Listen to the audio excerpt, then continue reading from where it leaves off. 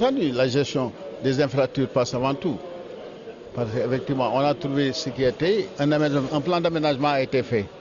Bon, nous allons apporter un plus par rapport à ce qui a été fait, compte tenu de nos expériences, et aussi, bon, avoir exactement aussi des expertises autres pour nos services à mener.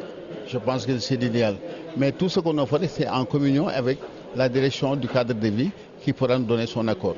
On ne fera pas exactement en solo. L'hygiène publique, la direction générale du cadre de vie et de l'hygiène publique a procédé ce matin à la signature d'une convention de partenariat avec le groupement 3S Étamine SARL pour la gestion de la place de la nation.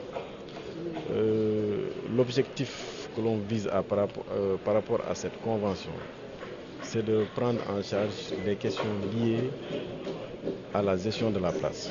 Comme vous le savez, la place a été réhabilitée par l'État du Sénégal et la gestion a commencé à poser problème. C'est la raison pour laquelle nous avons pensé aujourd'hui faire recours à un partenaire privé pour qu'ensemble on puisse travailler pour que ces espaces de loisirs et de jeux soient aux normes et soient mis à la disposition des populations pour que les jeunes puissent y jouer régulièrement, mais également que les populations puissent disposer d'espaces à Dakar de loisirs qui leur permettront d'avoir des aires de détente et des aires de loisirs. Et pour cette première phase, on est en train de tester une convention de partenariat pour la place de l'indépendance, pour la place de la nation. Mais au-delà, on verra. Parce que dans la convention, il est formulé que chaque année, on fera une évaluation pour savoir l'état d'avancement des engagements de chaque partie. Et au besoin, avec les résultats que nous obtiendrons de ce partenariat, nous verrons comment entrer ou comment faire entrer d'autres places qui sont dans Dakar, mais également dans les régions. Je rappelle que la Direction générale du cadre de vie a une compétence nationale et qu'au-delà des réalisations qui sont régulièrement effectuées à Dakar, elle intervient également dans les 14 régions du Sénégal.